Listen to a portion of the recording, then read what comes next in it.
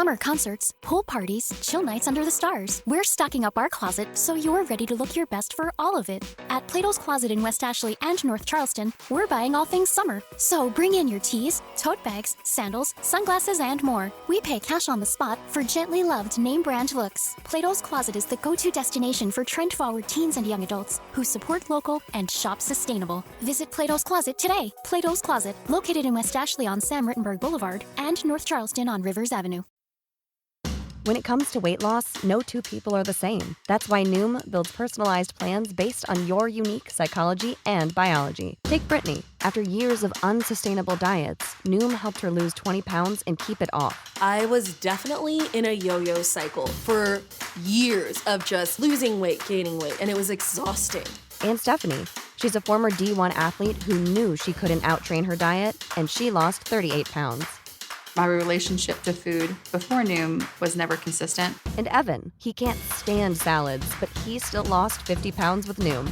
I never really was a salad guy. That's just not who I am. Even through the pickiness, Noom taught me that building better habits builds a healthier lifestyle. I'm not doing this to get to a number. I'm doing this to feel better. Get your personalized plan today at Noom.com. Real Noom users compensated to provide their story.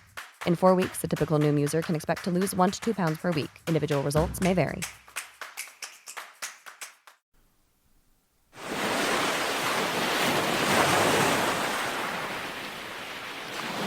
Nothing you're seeing here is real. In fact, none of these videos that you're seeing are made by a human at all. On February 15th of 2024, OpenAI announced Sora, a text-to-video model. Sora is OpenAI's first tool that can turn a text prompt into a video up to 60 seconds in length. Everything you're seeing in front of you right now has been made by Sora. We are entering a new era in artificial intelligence. Hang on, the future is going to be absolutely breathtaking.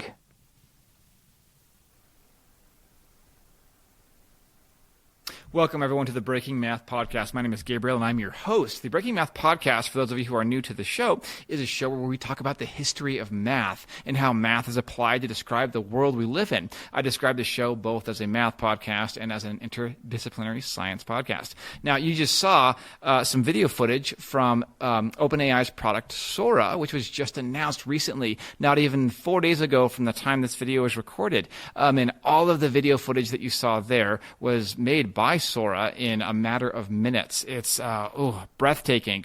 I was thinking about the implications of this announcement, and I don't think it's an exaggeration to say that artificial intelligence as a whole, if maybe not this announcement, is as big or as bigger as anything else in technological history, including the atomic bomb or the first time we landed man on the moon.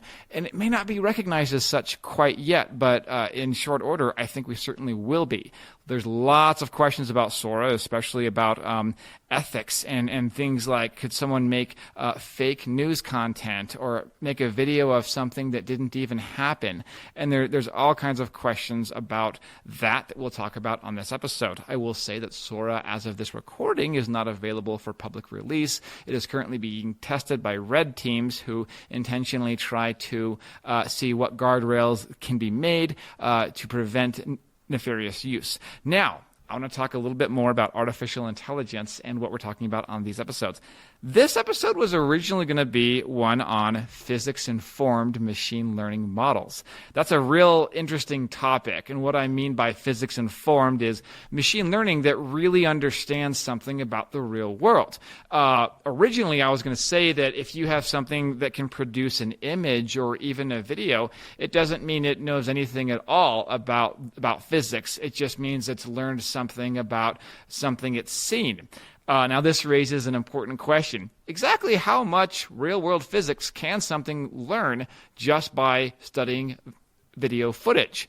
Now, if you have video footage from, say, a single camera angle, it's reasonable to assume that you can't really learn a whole lot. In fact, all that a machine can do is tell what's moving and what's not, or understand edges or colors. Now, that's not necessarily the case when there's multiple camera angles, because then it's, trivially easy for something to learn something like triangulating on a position or inferring information just from seeing multiple camera angles. So that's an ongoing question. There's a lot of big claims about OpenAI's capabilities with Sora and modeling real-world physics. So on this episode, I was able to take a look at the technical report, and we'll take a look at that here in just a minute. We'll look at the real fun stuff, including a lot of the prompts that are used to make some of these videos. We'll read the prompt, and then we'll watch the video, and here in a minute, that'll be real fun. Real quick, this podcast is available both in audio format as well as in video format. I will make sure to upload both. I think this episode is probably catered more toward those who have access to video. So make sure that if you're listening on Spotify or on anything else that you check on video, it'll be available on YouTube soon. It'll be airing first on the New Mexico Education Channel, and later it'll be available on YouTube and other platforms. All right, so let's talk a little bit more about Sora. I'll go ahead and read a bit about how Sora is described by the website, by OpenAI's website. It says, Sora is explained as an AI generative model that creates both realistic and imaginative scenes. It can produce videos from either a text prompt, a still image prompt, or even a video that has been previously created, which it can then study and then extend by creating new footage that wasn't in the original video. So one could make a video of anything at all, a politician speaking or somebody catching a football, and then add something that wasn't in the original video. And that, to me, is very, very scary. The goal, according to OpenAI, is to teach AI to understand and simulate the physical world in motion, with the goal of training its models to help people solve problems that require real-world interactions. Again, we talked about this a bit. The goal of Sora is to be as useful as possible for modeling real-world applications. That basically says they're aiming for a physics-informed AI here. Now, I'll mention that there are other machine learning tools that are being made not really for video explicitly, but for truly being physics informed. And a video just dropped on YouTube by leading AI researcher Professor Steve Brunton on physics informed machine learning. On the next episode, we're going to talk about that and how that is both similar and different from something offered by OpenAI like Sora. Now, Steve Brunton is an amazing guy. He goes by EigenSteve on social media handles like Twitter, which is now X, and YouTube and other things. He's a professor of mechanical engineering at the University of Washington. He makes all of his lectures on machine learning available for free on YouTube. He also has a textbook he's published along with a co-author, and I don't have his name here, unfortunately. Nathan Kuntz. I'm sorry, that's his name. Nathan Kuntz. His textbook on machine learning and data science is available for free in PDF form. I'll make sure I include that link here in the bio. All right.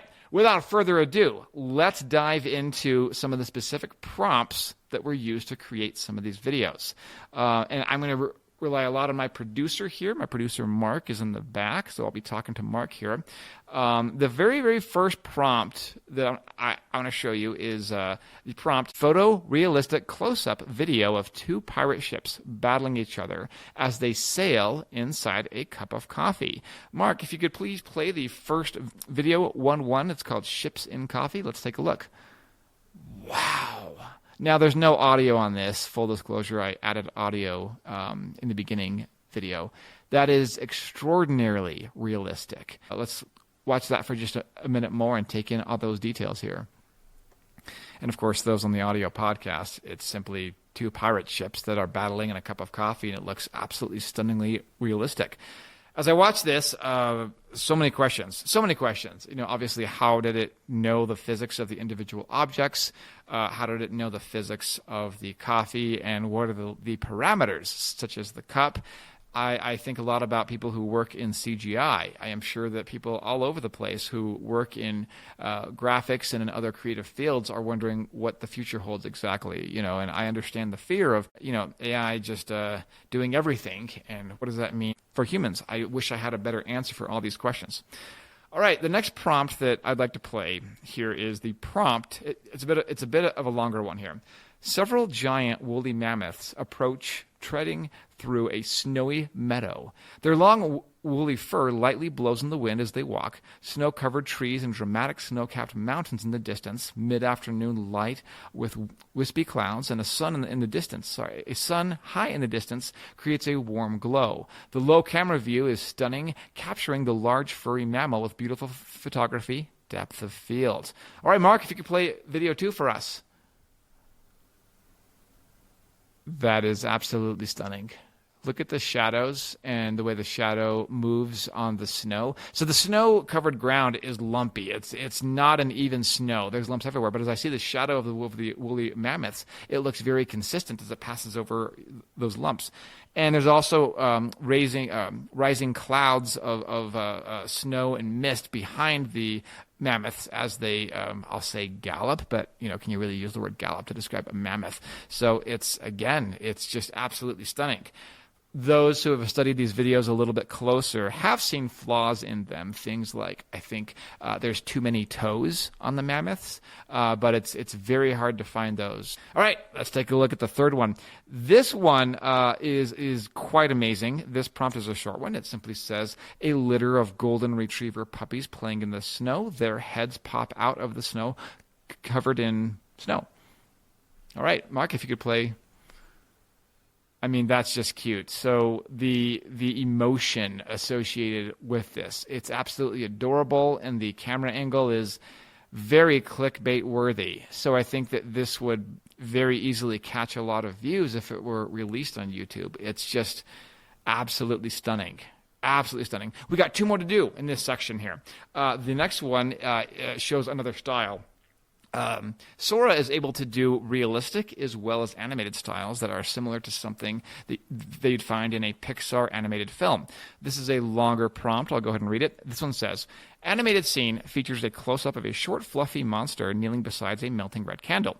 The art style is 3D and realistic with a focus on lighting and texture. The mood of the painting is one of wonder. How interesting. They use painting here.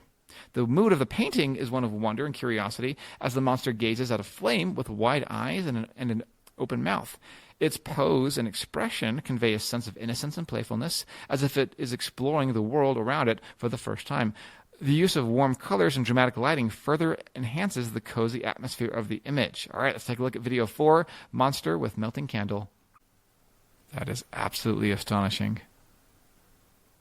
We'll watch that a few more times. You'll notice one possible flaw. The monster starts off with 4 fingers and then suddenly appears with 5 fingers. That's a very small inconsistency there. Yeah, and it's very interesting how some of these prompts are very, very long and detailed, and some of them are very short.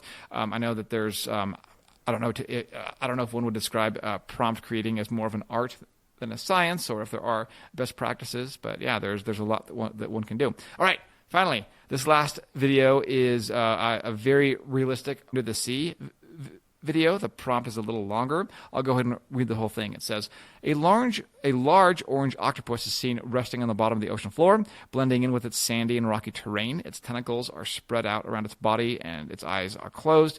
The octopus is unaware of a king crab that is crawling towards it from behind a rock. Its claws raised and ready to attack. The crab is brown and spiny with long legs and antennae. The scene is captured from a wide angle, showing the vastness and depth of the ocean. The water is clear and blue, with rays of sunlight filtering through. The shot is sharp and crisp with high dynamic range. The octopus and crab are in focus, while the background is slightly blurred, creating a depth of field. Let's take a look at that last video. The video is indistinguishable from something I'd see on a nature documentary. It is absolutely stunning. It's fabulous. It's fabulous. It's just daunting. I think the only unrealistic thing is that in previous videos I'd see the octopus attacking the crab, and we don't see that here. Not as much, unless we see it toward the end here. Wow, that's just absolutely astonishing. Now, I mentioned earlier there is a technical report available on OpenAI's website. All you have to do is Google search OpenAI Sora, and it should take you right there. I'd like to talk about a few details of the technical report. I'd like to show you some videos of the training, some videos that start off very, very poor quality from early training, and they gradually get better. Directly from both the website as well as from the technical report, it says Sora is able to generate a complex scene with multiple characters, specific types of motion, and accurate details of the subject and background. We already saw that in the prompt with the octopus and crab underwater. There are specific instructions in the prompt about what to do with the foreground and the background. Also, the fact that it can do multiple characters and different types of motion, that is all absolutely phenomenal. It shows a deep understanding of language. Now that brings us to our next point. The model understands not only what the user has asked for in the prompt, but also how those things exist in the physical world. So this definitely alludes to some knowledge of physics and certainly a categorical knowledge of how things interact in the real world. You'll see videos on the website of things like basketballs bouncing or furry hair moving as hair, fur or hair would. I should have said fur or hair. Also just the movement of bodies and joints. We see evidence of lots of knowledge that for the purposes of a video appear to be plenty sufficient to model how they appear in real life. It says here, language. We mentioned this earlier. The model has a deep understanding of language, and it can create multiple shots within a single generated video that accurately persist the characters and the visual style. Now, here's an interesting one. If you click on the technical report, there's the video I said earlier where it shows early training videos of a dog. So this video involves, there's not actually a prompt provided, but if you watch the video and you watch the early and the later training videos, clearly it shows a dog in a blue knit hat and its owner playing in the snow, and the owner has a red jacket. The early video looks nothing like that. Mark, can you go ahead and play the very, very first video, and we'll take a look at it? Interesting. So you've got this morphed shape that has them both together. Let's play it a few more times. Okay, I see some emergent dog, but it's definitely early on. Wow. All right. Thank you very much, Mark. Now, the information from the technical report, again, it's not fully comprehensive. It just simply states that that's an early video. We then have something with 4 times the computational time or power on that same prompt, and it looks a little bit better. Mark, if you can go and play the second video, that'd be great. Okay. If, seeing this, it's clearly not real. I mean, I think just the eyes and the teeth are photographic, photorealistic, but the hat is not. Maybe the movements are not quite, and it's just a little bit blurrier. I'd feel less existential dread if I saw that is the best that AI can do right now, but I'm sorry to say it absolutely isn't. The last video is labeled as 32 times the computational power, and again, it doesn't say if it's just 32 times, more time allocated to training or more powerful hardware. It doesn't really make that clear. Let's see the final video. This final video is indistinguishable from life. It is just astonishing. The lighting on the owner's jacket is clear. The dog, the knit hat, and the patchy ground with snow. It is just astonishing. So yeah, we can see that it gets a whole lot better. All right, now there's a whole lot of questions about safety that we'll get to in just a minute. This model is described as being similar to other models like DALL-E, which are diffusion models. And the basic theory here is that it starts off with almost just pure noise, and it applies filters gradually according to a prompt and according to a goal where it denoises the noise. And I'm sorry to use that phrase here. I'm trying to think of the best way to describe a diffusion model. It just continues to, apply a treatment to just pure noise until you get the desired result at the end. It's very interesting. There's a lot that we can talk about with diffusion models and efficient uses of resources and things like Shannon's information theory, as well as disorder and order, and what the best way is to create a concrete object out of abstractions and out of noise. So that's a very interesting model, and it's not used just in Sora. It's used in DALL-E, as well as other things that involve images. Now, also, it's described as a transformer model. Those in the tech world who are pretty up to date on practices of machine machine learning are aware of what transformers are. Transformers are a type of Transformers are also used interchangeably with something called attention networks. And essentially that's where in a machine learning with many layers, any number of the layers will have a smaller layer attached to it where every single neuron is attached to every single other neuron.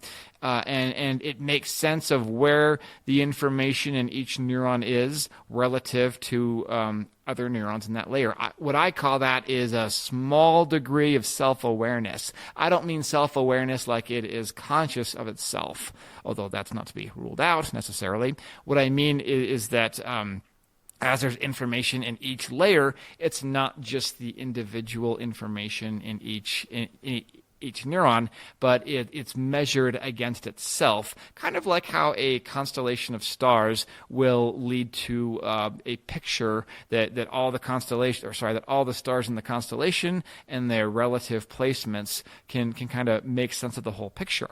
That, in essence, is what an attention network is, and one type of attention networks is a transformer network, and this is exactly what things like Sora, as well as ChatGPT and other large language models and other machine learning models utilize for those who are curious. Okay, let's see what they say about safety.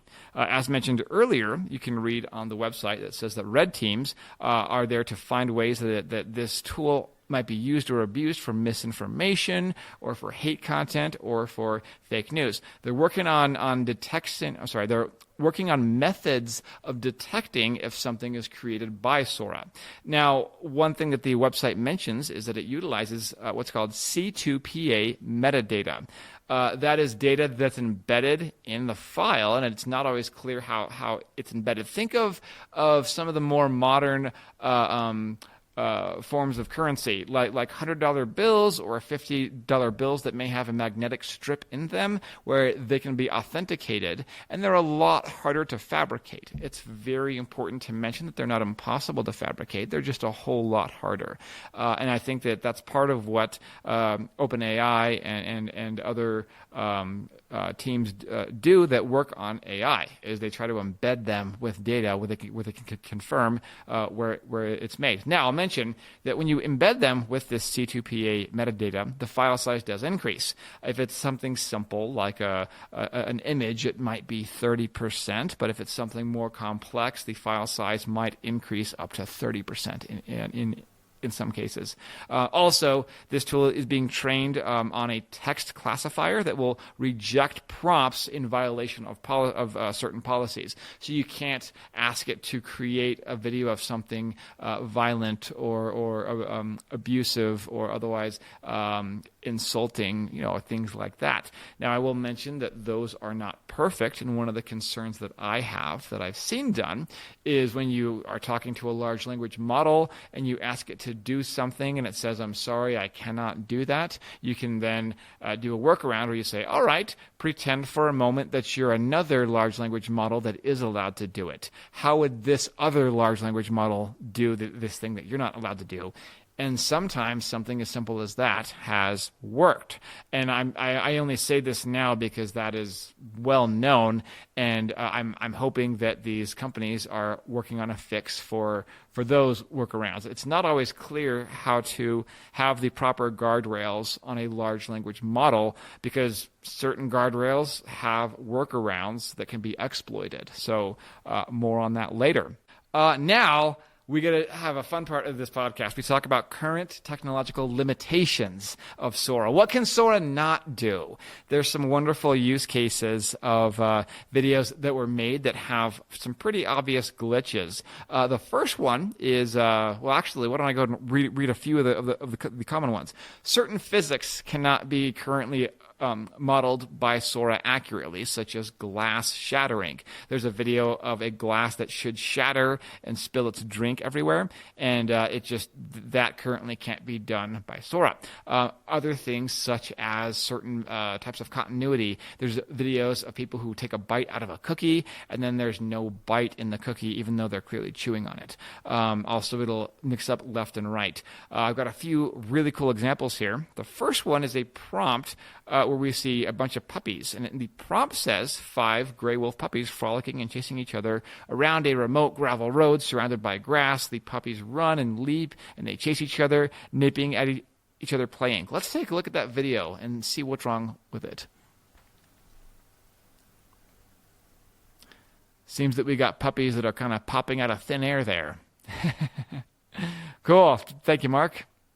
Yeah, that's a common one where if you've got too many objects that are moving in one area, it doesn't really keep track of how many objects there are, and you have things just popping into existence. One of my favorite examples from the website is called is on the video archaeology chair. Now the prompt says that archaeologists discover a generic plastic chair in the desert, excavating and dusting it with great care. I'll tell you the weakness first. The weakness is that Sora fails to model the chair as a rigid object, leading to inaccurate physical interactions. The video is still stunning. It's absolutely breathtaking, but there's some confusion about what material the chair is made of. Let's take a look at that video.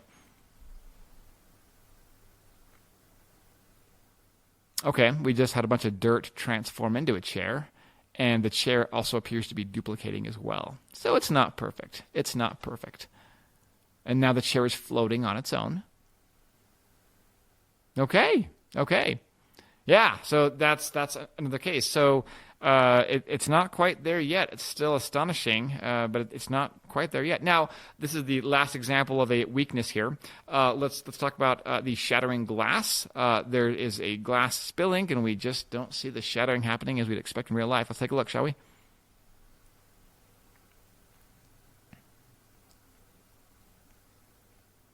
Okay, so it seems to have the glass tip and pour as though you were pouring out of a glass, and we have the drink just drip out of it. It just passes right through the glass. So interesting. Okay, very good. Alrighty, I think that we've talked about what's currently available. We've also talked about the architecture. We've talked about some of the limitations, as well as some of the concerns about the safety and ethics of it. There's a few other videos that I think are worth watching. We'll go ahead and go to those.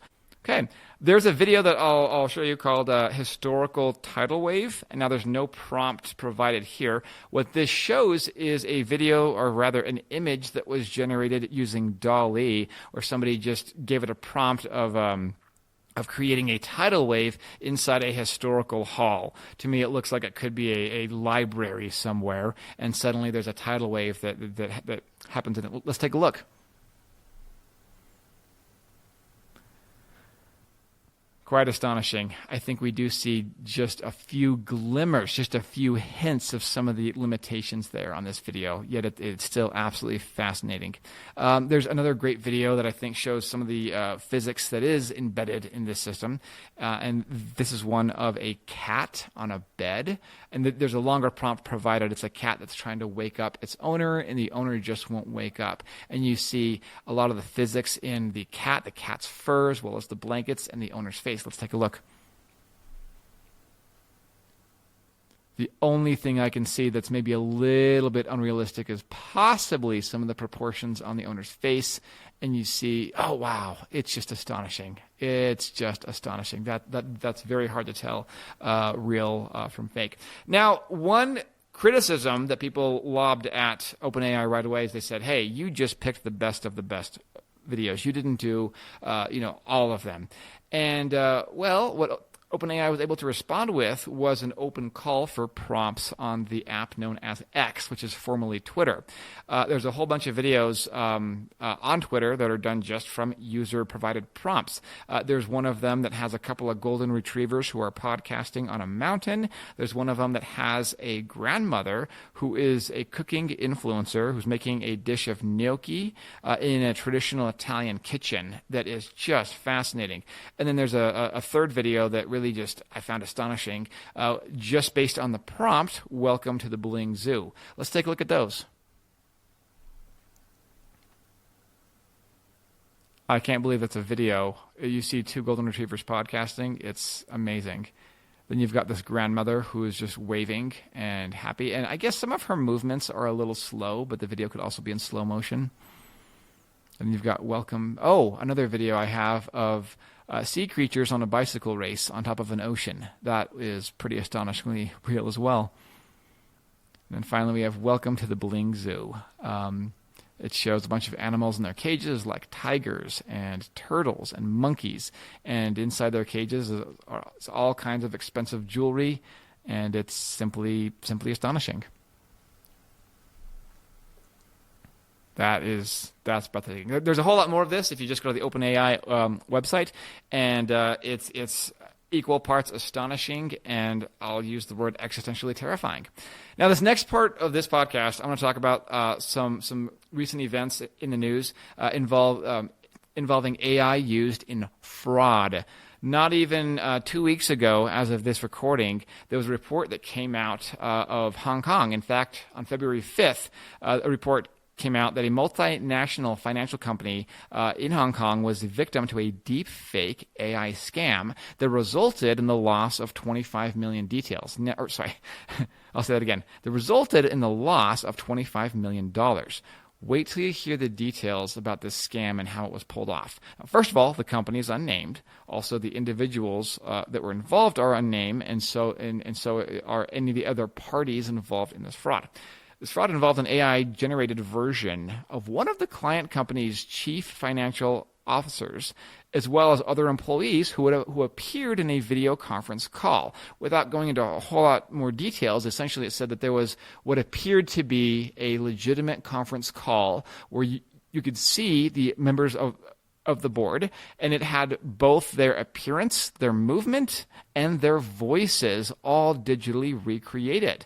And essentially, this was done initially through what appeared to be a phishing scam, where messages are sent either through text messages or through emails to members of a company, a targeted company, such as a financial firm. And, there's some clues that it's a phishing scam when the usual channels aren't used. Now, this employee clicked on a link and it opened up a video conference. And in the video conference, this company, the officers of the company appeared to request a series of financial transactions.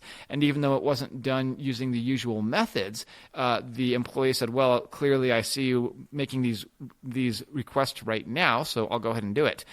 These transactions totaled over $25 million if it were converted to U.S. currency. It is absolutely terrifying right now. Now, I mention this right now not just to terrify all of us, which it certainly is terrifying. I mention this because now we know.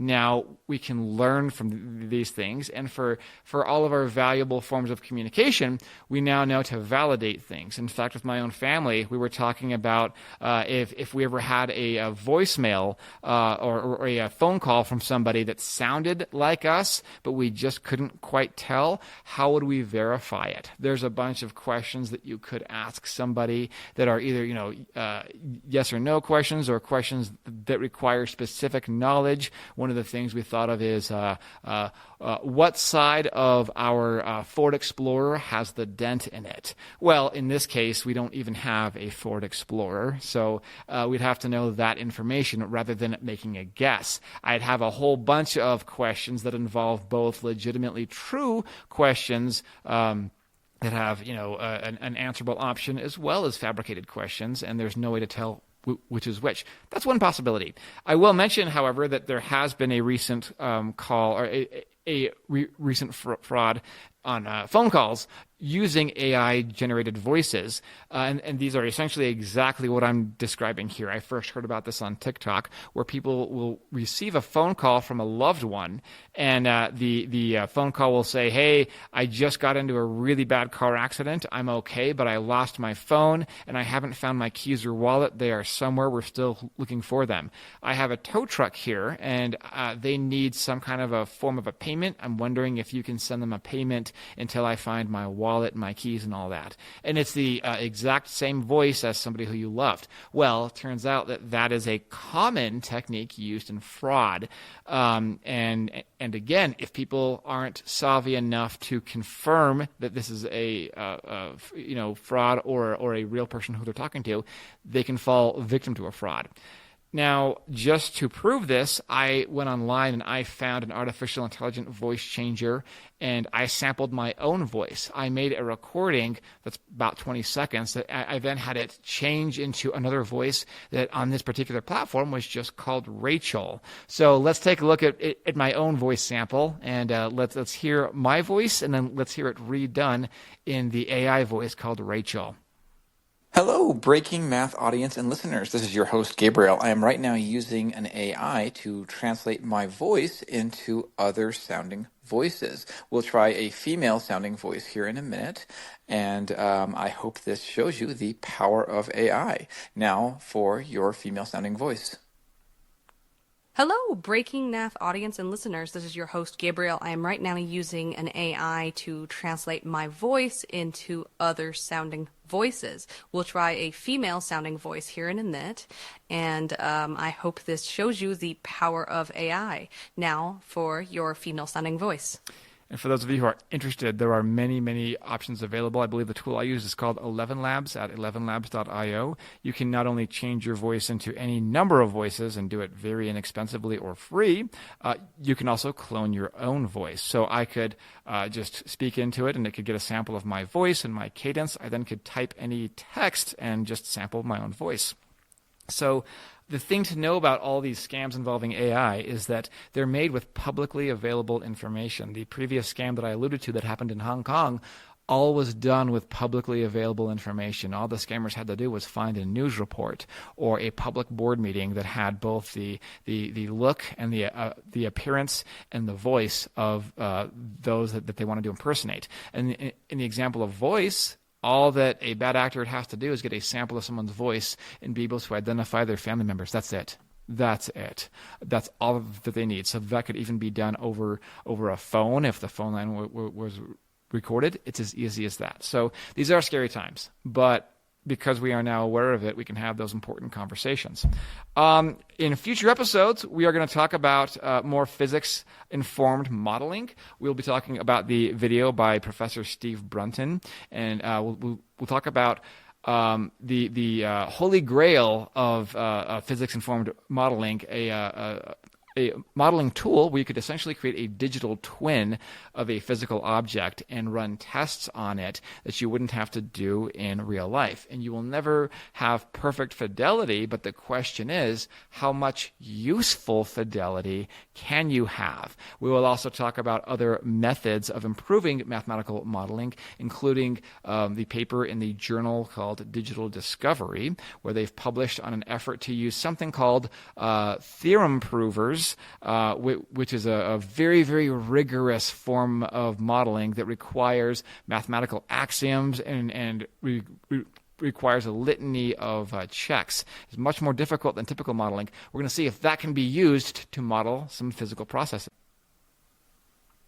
If you'd like more Breaking Math content, be sure to subscribe to our YouTube channel at youtube.com/@BreakingMathPod. We're also available on social media, on Instagram at Breaking Math Media, and on the platform X, also known as Twitter, at Breaking Math Pod. If you've got questions, shoot us an email at breakingmathpodcast@gmail.com or visit our website at breakingmath.io. I've been Gabe, and this has been the Breaking Math Podcast. See you next time.